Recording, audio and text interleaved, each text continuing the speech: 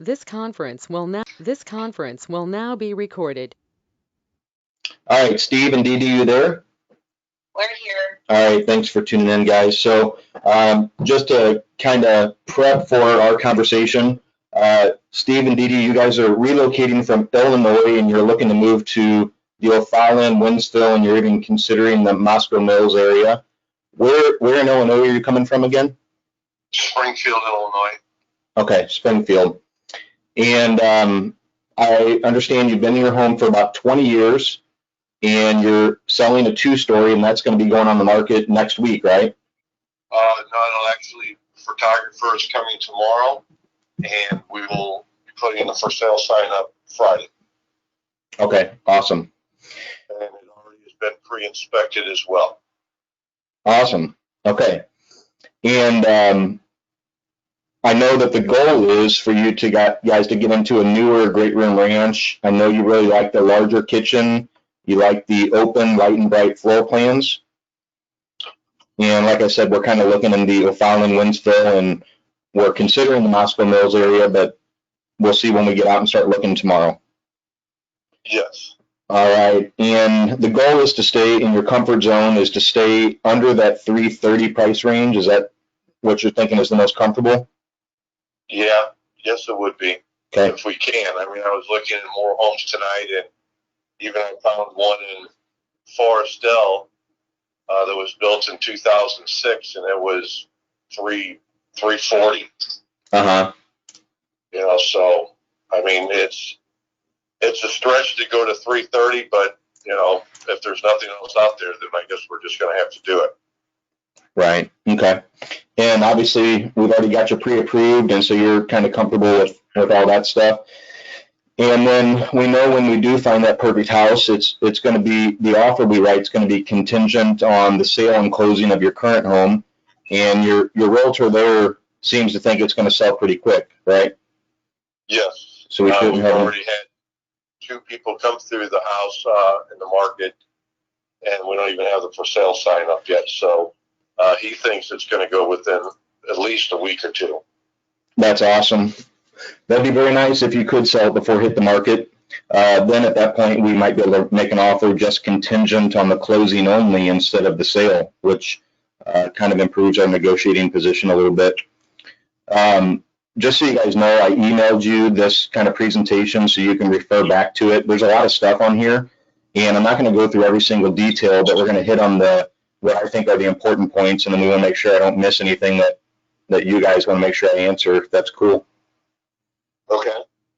So the first thing I like to always start with is there's three types of real estate transactions, and I kind of compare it to you're getting on a plane and you're flying to Colorado. You've got three options. One is the flight's going to be smooth as glass and you're going to sleep through it, and the wheels are going to hit the ground and you wake up and you go, gosh, I can't believe we got here so fast. That was great. The other kind of flight is we're going to hit a little bit of turbulence, might scare you a little bit, but we're going to land safely and everybody's going to go on their merry way. The other one is we just have a complete crash and burn. Like the deal just blows up, shrapnel's going everywhere, and things are not good. So what I want to share with you is there's three different ways that the transaction can go, and my hope for us is that it goes smooth as glass and you can sleep through it and everything's easy. But they don't always work out that way, and so just know that I'm prepared, been in these positions a number of times over the years, and you're going to be in good hands. But I'm not going to lie and tell you that there couldn't be times that are going to get you really stressed out or have you really, really scared. You're moving from Illinois to O'Fallon area, and you haven't made a move in 20 years, so there's a lot of unknowns. So anyway, I just wanted to share that before we get started. Is there anything like you guys want to make sure I cover that we don't miss, maybe questions you've been thinking about? No, I guess the only thing is, like you said, I mean, because when we moved from St. Louis to here, I mean, from what I can remember, it kind of went smooth. We kind of had a hiccup at the end when the person who was buying the house all of a sudden wanted us to do a radon test or have the radon unit put in before we moved, and we kind of had to deal with that. But I think for the most part, everything went pretty smooth. You know, unless Dee can remember something that I can't, but you know, it went pretty well, I guess. Steve, was this your first home, or have you guys had bought a home previous to that? This was the one in St. Charles was our first home. That's right. So apartment before. Okay. Okay. Well, if you think of things as we're chatting, just bring it up and we can address it. Is there anything in particular that you're looking for in the realtor that you select to help you? Is there something that stands out that you're like, hey, this happened before, or happened to a friend, and I want to make sure that doesn't happen to me? No, I would say, didn't we change realtors? Yes. Yeah, we just had our very first realtor was, how do I say, kind of sloppy looking.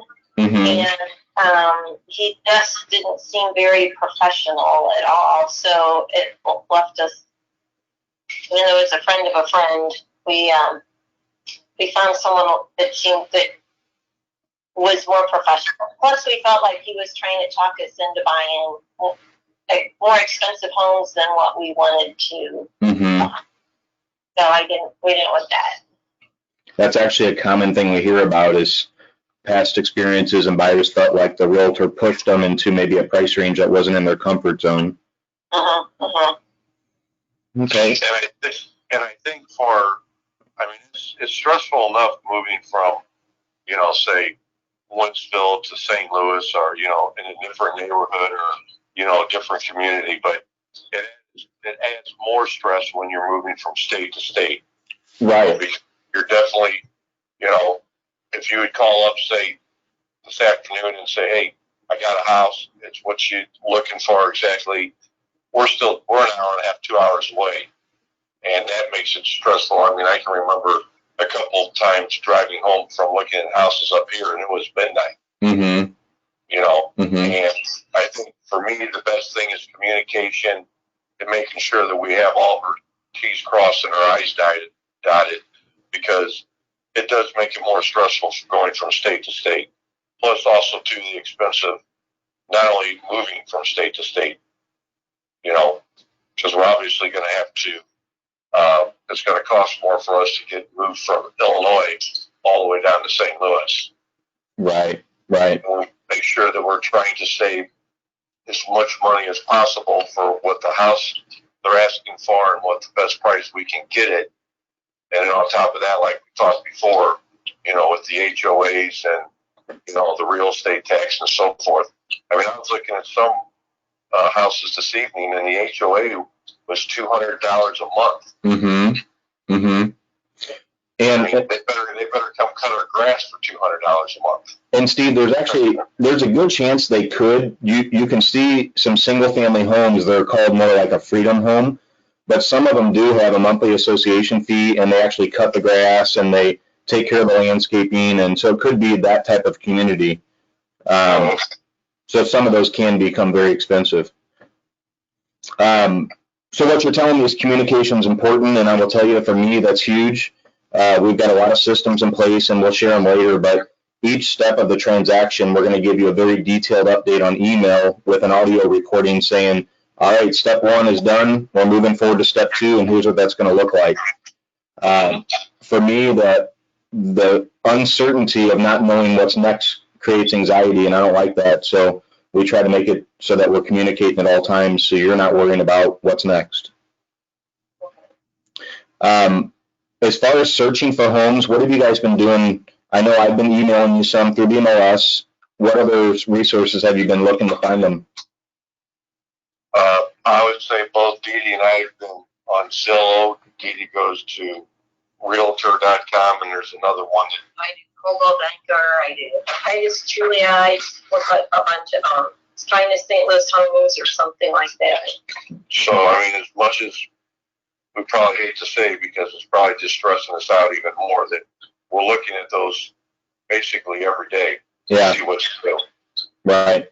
Do you find that a lot of the listings are duplicates, like they all the different sites? Yes. So if we get an email from you, we might have 6 or 7 that are the same, and there's only one that's new. Yeah. Right. You already put them a couple days already. Yeah. Right. So what you'll find is the ones I'm sending you are from the MLS, which is the multiple listing service. It's what all realtors use, and it's kind of the exchange. And what happens is Zillow, Trulia, all these different sites, they synchronize with the MLS. They grab that data and they display it. So the main differences between the two is that the ones that I send you from the MLS are going to be updated kind of by the minute. And some of the other sites might not show that a home went under contract for a few hours or even a day later. It could be showing. So it's okay to use those. They all have different pros and cons. But the MLS is the most reliable resource. So if you're ever inquiring, that's the first place I ever go to say, hey, is this thing still for sale and what's it look like? Okay. How familiar are you guys with the different types of home inspections that we might be doing? We just had our own general home inspection last week. Right. Your And, pre-sale inspection. Pre-sale inspection, and I'm sure all those inspectors are really doing the same thing. I mean, some might be better than others, but basically looking at, the basics. They're not going to do something to an inspection nearly as what I would do if I was looking for something, or you might do, but still they're looking for foundation issues, roof issues, and the electricity, the water, the plumbing, stuff like that. That's exactly right. So yeah, they're just a general home inspector, and they're not going to be experts at any one trade, but they're going to, if they notice something with the HVAC system, they're going to note what they determine to be a concern, and then they're going to recommend that you refer to a heating and cooling specialist, for example. So their goal as a general inspector is just to kind of go over the whole house with a fine-tooth comb, let you know on a 30-page report with photos of what items are maintenance items, what items probably should get some attention, and what items really need attention. The only other kind of home inspections we see common, there's a whole list of them, and when it comes time for that, we'll let you pick them. The most common we see is a general home inspection, a termite or pest control inspection. Some buyers like to do a radon inspection, and some also like to do a sewer lateral inspection. That's where they camera the actual sewer from the house to the street. A lot of older homes have clay piping in those sewer pipes, and trees end up growing roots through those, and they clog up and crumble. So sometimes you want to get a camera through if it's got big trees in the yard, or if it's an older home and you want to make sure that it's no obstructions. The newer the home, which is what we're looking at, they most all have PVC piping anymore, so you may not need to be concerned with that. But, and I heard that with the radon,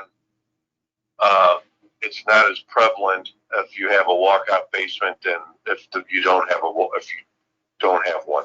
So I don't know that there's any true data that supports that, but I've heard people say that, yeah, a walkout, and the reason for that, I think the more air that moves during the test, it's harder for it to read higher levels. And that's why when they do test for them, they put all these signs on the doors and windows and say, don't open them unless you have to. I've also heard that when it's raining or when the ground is wet, that radon levels are higher. So, I don't know that any of it's statistically proven, but there's different rumors about it. So, the next one here is, have you been pre-approved, which we know you have, so you're in good shape on that. I'm going to kind of breeze through these questions here. Are you under contract with any other agents? Well, I know that you're under contract with an agent in Illinois to list and sell your home. Correct. When and where do you want to move? We know where and when. It sounds like signs going in the yard, so it's going to be happening sometime in the next 90 days. Hopefully, within a 90-day time frame, you'll be settled into your new place. How many homes have you purchased in the past? So is that 2? This is our second home. Okay. Are you guys familiar with earnest money? No, I'm not. I forget what that is. So, and that money you put down. Pretty much, yeah. It's almost like you're putting down payment on a car. You're reserving it, and so we usually say 1% of the sale price. A comfortable number for a lot of people is $2,000. So what happens is when we make an offer on a property, we have to tell the seller how much money are we putting into an earnest money account for the title company to hold escrow. That money, should the contract close, goes towards your down payment. Should you walk from the contract outside of the contingencies, let's just say the day before closing, you wake up and you said, I'm not buying the house. Well, then you would forfeit your earnest money to the seller. And you'll have the same with the home you're selling. The buyer is going to make an offer. They're going to put in earnest money. They'll probably send you a copy of their check. And then once it gets deposited, they just kind of wait till closing and it goes towards the down payment. So that will be an upfront cost, and we'll talk about the total cost, between your inspections and maybe an appraisal and some of those items. We'll touch on those in a minute. All right, so are you guys able still to see the screen? Yes. All right, so I'll kind of breeze through this 8-step purchasing process and how it works. So number 1 is selecting your realtor, and it sounds like you've already done that, right? Yes. All right. The next one is for us to do this kind of one hour, half-hour home buyer consultation. We're going to basically, the goal is to determine your goals, get a clear understanding of the process, and to come up with an action plan. Number 3 is applying for financing. You guys are already ahead of the game because you've got that done. And then step 4 is going home shopping. This is kind of where we're at. Tomorrow we're going to get in the car and start looking. So let's say we get out there, we see a few homes. We got 3 that we're going to go see tomorrow, and then we got some on Saturday we're lined up to see. Let's just say one of those that you see tomorrow, you guys quote, this is the one. We like it. Let's make an offer on it. The very first thing I'm going to do is I'm going to go back to my office and do my homework and kind of do what an appraiser does is I'm going to say, all right, they're asking $340 for it. What is the subdivision comps and what are the recent sales saying about this property? Is that a fair asking price? Is it overpriced? Is it underpriced? I'll be able to get back to you guys relatively quickly on what I think the price is, if it's competitive, if there's a chance that we might be dealing with multiple offers. So I don't know any of those things until I get into the home, and there's factors like how long has it been on the market. So I'll be guiding you each step of the way, but at the end of the day, we're going to make an offer to them. At this time, we're going to have to be contingent on sale and closing.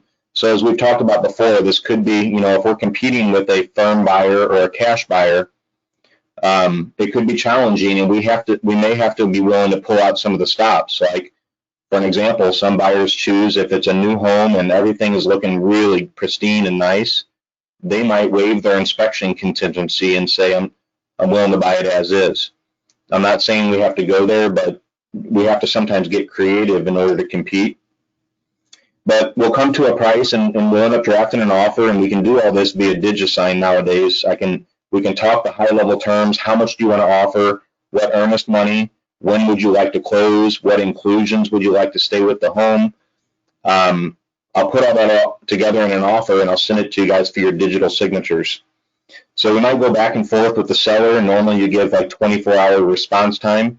Let's say they love our offer and they accept it. Well, then we'll just start moving forward right there to step 2. But in a lot of cases, they'll counter offer us, and so they'll say, thanks for your offer, but here's where I need to be. They might give us a response deadline of another 24 hours, and we kind of ping back and forth until we either come to some agreement and shake hands on the deal, or the deal just falls apart and we can't move forward. So at such time, we have an agreement. I call that getting the accepted contract. That's kind of step 1.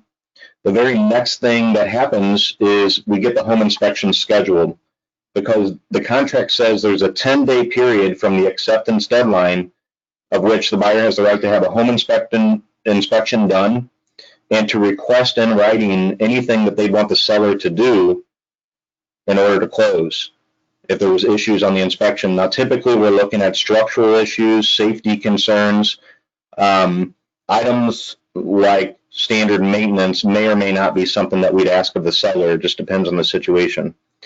But this is kind of the second stage of negotiations. We negotiated on the price and terms up front, and now we got to the inspections, and oh my gosh, we didn't realize the roof is near the end of its useful life. We're going to have to negotiate with the seller to either credit us some money or have the roof replaced. So let's say we go back and forth.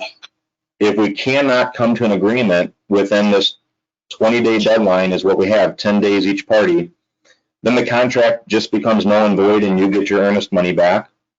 The bad part is you're out the inspection money that you put up. That kind of just went poof. It was for the service of the inspections. But if you can't come to terms on the inspections, contract dies, you get your earnest money back. If we do come to an agreement, the seller says, you know what, I'll replace the roof, whatever other terms come up, then that home inspection contingency is then waived. We can no longer back out of the contract because of the inspections. So the only other contingency in the contract is your loan commitment. So right now you got a pre-approval which says, hey, we reviewed your income, your debt ratios, your credit, everything looks really good. We're ready for you to find that home. Well, as soon as we find a house, part of the contract says we have to provide a loan commitment to the seller.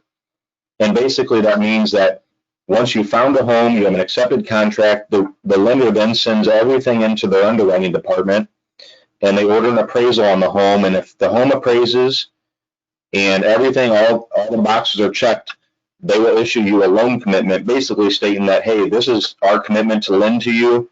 There's no backing out now, and you guys can pack your bags and pack up boxes and start moving. Okay? So once they issue that, once that date comes and goes, then we no longer can back out of the contract because of financing, because we've pretty much told the seller that everything's good and we're moving forward. So then the very last step is making it to the closing table. And this is where we're dealing with a title company, and they're going to be creating a settlement statement that's a breakdown of all the fees associated with your purchase. And so that's kind of just in a nutshell. There's a 40-point checklist we go through on all this, but if I had to put it in those 4 steps, that's kind of the breakdown of how it goes once you find that home. Is there anything that you want to make sure I touch on? No, I'm comfortable right now. Okay. This is just some more stuff that goes into our services and what areas we cover. So it talks about this consultation. We're talking about your needs and wants, help you find a mortgage lender. When you do get your pre-approval, it should come with what's called a good faith estimate, which is kind of an outline of all the fees associated with getting that loan. And the lower your APR rate is, the better, because that means there's less, for lack of better words, junk fees that the lender's charging. The APR, you want that rate to be as close to the interest rate as possible so you know that you don't have a bunch of junk fees in your loan. We'll discuss estimated upfront cost and closing cost, so we'll get to that in just a minute. As far as seeing all the houses, we set you up on that home shopping portal through the MLS.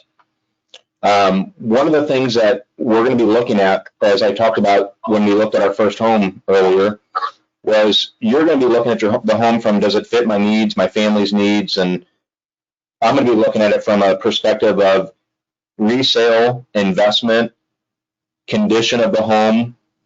I want you guys to buy a home that you can turn around and sell 10 years from now and make a good profit on it. Each time we go through them, we're going to be discussing the potential inspection issues. If you remember the other day, I pointed out the thermal seals on the windows look like they're compromised.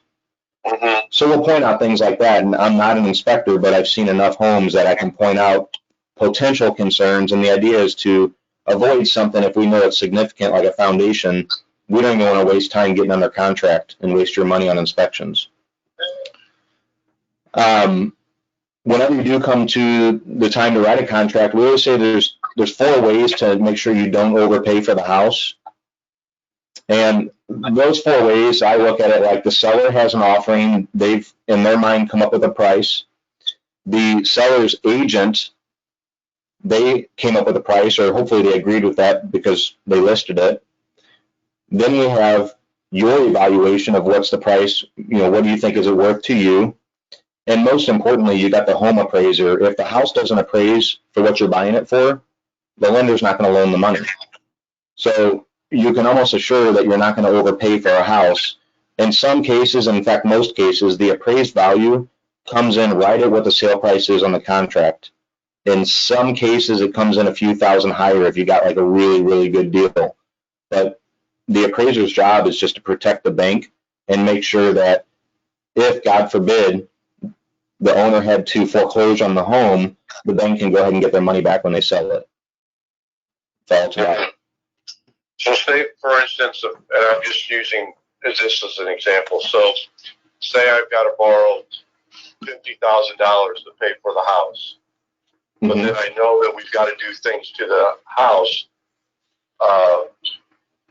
say finish the basement or put a fence in or whatever we decide to do. Last time we did that, we just borrowed extra money and just did that and just paid that. Is that still allowed to do? So say, for instance, if we need $50,000 to pay for the house from what we paid for sold ours on, can we take and borrow $75,000 instead of $50,000? So I don't want to say that those are not available, but I would say a lot of those programs have become extinct. There used to be a lot of programs like that. One was called a HELOC, which is a home equity line of credit. They're just not doing it as much anymore. There is a product called a 203K loan. It's through FHA. But we have to get with the mortgage lender and get the pros and cons. Typically, I can tell you the interest rate's not going to be as attractive on it because the lender's putting out risk by kind of fronting money for improvements. But I would say they're less common today, but I wouldn't say they're not available. Yeah, because let's just use that example again for tomorrow. If that house is something that we want to buy, we're going to need extra money to put in a fence, put a deck on the house, put sod in there, and we would just borrow that from our home loan and then just pay it off. Right. Yeah, we'll have to look a little deeper into that and see what products might be available for that. At the end of the day, it's just got to appraise for whatever that amount is. And if your pre-approval is based on 20% down, then it has to just appraise for that much. So we can look into that a little bit more. Okay. So the next thing I want to cover real quick is there's 3 different types of homes for sale. The most common thing we see, and most likely what you guys are going to choose, is a retail home. And this is where it's typically privately owned home where the seller is, they're not in the distressed situation. They're seeking market value or top dollar for this house. So they probably put in new carpet, they put in fresh paint, they've done the little updates they need to do to get top dollar. Usually it's in great condition, and the seller's willing to negotiate repairs when it comes time for inspections. The other kind of home is what I call sweat equity. Typically, it's a distressed home sale in which the property's got some deferred maintenance, and the potential buyer is willing to do some sweat equity home improvements in exchange for the equity that they might get, the deal they might get on it. And so it could be a bank owned, it could be privately owned, but it's usually going to be sold as is. So if you ever see language in the description that says home to be sold as is, it could be in terrible condition, or it just may need light cosmetic repairs, carpet, paint, etc. In this market, I would say we're closer to, you'd be able to get something for that 80%, 85% of the market value. And the last kind of home purchase you could run into is what's considered a wholesale. There's quite a bit less of these right now because there's just not a lot of foreclosures going on, but this is typically a distress sale where it's bank owned, it's a short sale, or the house is facing foreclosure. And the word short sale is actually deceiving because it's not short at all. We were doing a bunch of these back in 2008 when the market turned, and they can take anywhere from 6 to 8 months. I had some take a year. But we're not running into these most of the time. Most of what we're seeing right now is going to be your retail or maybe some sweat equity situations. Where the one you're talking about tomorrow in Moscow Mills might be considered a sweat equity because it's not turnkey. It needs a few things to make it to today's standards, for lack of better words. Make sense? Yeah. I'm not going to get into this. This is a little thing about breaking ground. If you're considering new construction, I've got a few buyers under contract right now and we're building. It can be great. Depends on your situation. But I'll let you guys refer to that, and we can catch up more on it tomorrow if you do decide that is important to you. You guys doing good on time? Yeah, we're fine. All right, we're wrapping up. Some of the other things I always talk about is the major components on a house are the items like the windows, the roof, whether it has vinyl siding or not, the HVAC system. Certain items like HVAC, roof, they all have a life expectancy. So when we're looking at something, we want to pay attention to if let's say it's 15 years old. Well, that heating and cooling system and the roof could be right at 15 years old. Maybe it was a builder grade system they put in. Within 5 years, there's a good chance it's going to be pooping out on us. So, you got to take into consideration if a seller puts in an HVAC system that could be $4,000 to $5,000. They're not always going to get $4,000 to $5,000 more when they sell it. That's not something that improves a lot of value, but it's something we can take advantage of if it's already been done. Same goes for vinyl siding. In your case, newer homes, they're pretty much all going to offer vinyl, brick, and stone. But your roof and your air conditioner and your windows, if you get into older homes, a lot of the windows, broken thermal seals, they don't function as well. So if it's had windows replaced, it is going to attract a little more value, but it's going to cost the seller a heck of a lot more money to put in the windows than it is what they're going to get more in price. So again, you can take advantage of those things. So just some general questions. If you guys are able to see these, can I attend open houses without my agent? The only thing we ask is, yeah, absolutely you can. The only thing we ask is that you just register us as your agent. When a sign is in the yard, that agent is representing the seller and looking out for the seller's best interest. And myself in this capacity, I'm serving as your buyer's agent. So I'm going to have your best interest in mind. So you just want to disclose to that agent that, hey, court's helping me. We're just kind of coming through the open house. In a lot of cases, I might even notify the agent if you were to do that. But other cases, I would attend the open house with you. For example, if we go Saturday, there's a chance that we may run into an open house while we're looking at them. If you see it for sale by owner, I can work with for sale by owners too, so don't be afraid to share that house address with me and a phone number if you happen to have it. Same goes for on Zillow. Have you guys ever on Zillow, did you ever inquire on a listing by filling out a form? No. Okay. Well, if you do, it's not a big deal, but it's actually, a lot of people misunderstand how it works. If you were to fill out a form, the agent that contacts you is most likely not going to be the listing agent on the house. It's just the next agent that's in rotation who pays for leads on Zillow. So they do a kind of a rotation basis. So a lot of agents, that's part of their marketing plan. So they'll advertise on Zillow, and if you inquire, they have X% chance that they'll get you a lead. Does that make sense? Yeah.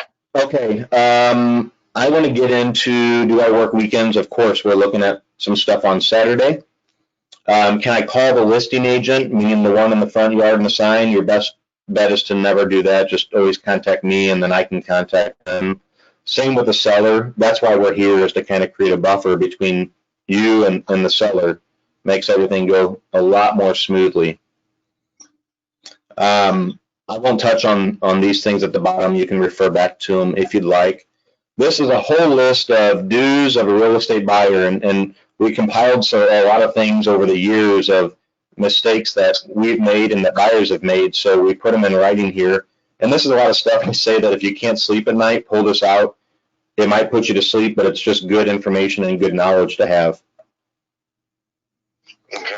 This talks about a little bit touching on benefits of buyer's agency. So we talked about at such time that we write an offer is the latest point that I have to have an agency agreement with you saying that you guys hire court to be your agent.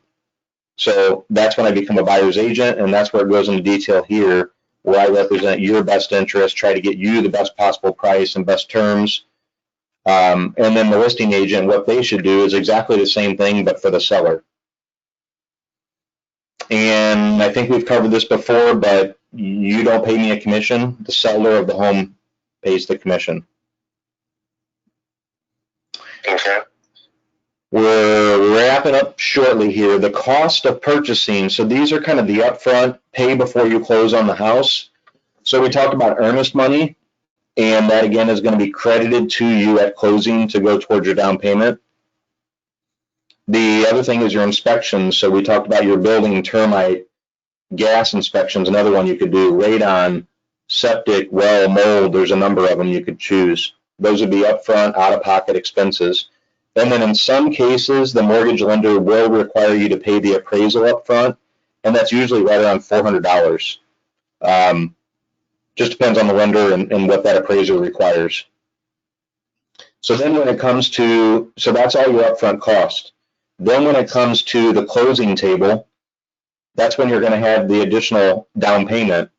So if you're doing a conventional loan, and we know you're putting down quite a bit down payment on it, so we'll give you an exact number as it gets closer, you know, when you get closer to closing and they have all the prorations and everything done. Part of the closing cost are going to be any lender fees and what they charge to originate the loan. You're going to have the appraisal fee, which we just talked about, in between $325 and $450. You're going to have the title company fees, which you're going to have a title company provide you with title insurance, basically making sure that the title on the home is clear of any encumbrances or any liens. And then you are going to want to probably get a boundary survey. And that's where you hire a surveying company to go out there and stake the four corners and let you know if a neighbor has a deck encroaching on your property or if maybe your patio is encroaching on theirs. That's kind of the time for us to address those issues within that time in the contract. But that would be a closing cost, for example. Can those closing costs and all those fees be put into our loan? They can, and the way we do that commonly is, let's say you're making an offer for $300, but you know you need $5,000 closing costs. You might offer $305 with seller to pay $5,000 closing cost, and what you're basically doing is you're financing that $5,000. The seller still nets $300. You're just not paying it out of pocket. So we do that all the time. And then the prepaids are the items like when we close in the settlement statement, the prepaids will be the daily interest, the hazard insurance, and we've talked about these things. Then the reserves. A lot of times they want 3 or 4 months reserves as a cushion in there in case the insurance gets more expensive. And the same with property taxes. They got to reserve and collect money up front for that to set up escrows. Okay. Yeah, and we're going to try to see if we can pay that income tax, or real estate tax, and insurance out of our own pocket, not have that in our escrow. Right. We chatted about that, and we'll dig into that more. And if there is an option, we can certainly take advantage of it for sure. This kind of talks about the areas that we cover, but St. Charles, St. Peters, O'Fallon, Winsville, kind of all the areas you're looking, but we also go into St. Louis County quite a bit. I personally don't get into the city of St. Louis. It's just not my comfort zone. I don't know the area that well. I won't bore you with who we are as a company. We've already chatted enough offline about that, but we've been around since '75, and as I told you, I'm the second generation. My father and his three siblings started it back in '75. We've got about 30 agents on our roster, and they're all independent contractors, and I'm the owner broker, but I'm still in the trenches selling every day, representing buyers and sellers just like you. This is just a little, it shows the cost of waiting. If you said, you know what, we're not going to buy today and maybe we'll consider it next year. This just shows the power of the interest rate. 1% increase in your mortgage interest rate can actually impact your buying power by about 15% on a home. So people don't really realize the compound of that and how much not only our sale price is important and how much a home's listed for, but how much can you borrow the money for is a big factor in value and when it makes sense and when's a good time to buy. This is a list of common buyer mistakes. I would encourage you to read through those. Some financial don'ts, obviously things like don't quit your job, don't change your job, don't even get a promotion. That sounds silly, but as soon as you do, then the file has to go through underwriting again, right? It could delay the closing, for example. Don't go buy large ticket items, cars, that kind of stuff. So you can browse through that. Some frequently asked questions. We can dial into those tomorrow if you guys review this and you can think of anything else. And then buyers, this will most likely happen. These are some experiences that we can tell you, hey, there's a good chance this is going to happen in this scenario, in this situation. So this is some helpful literature. And the last one is the home buyer wish list, and we've already covered this with you guys and what's important in your next home. So that pretty much covers what I wanted to share with you guys. Okay. So to go back to that, where if we borrow the money to what we have to use to improve the house, for even if it's this house tomorrow or any house that we buy, if they don't allow us to do that,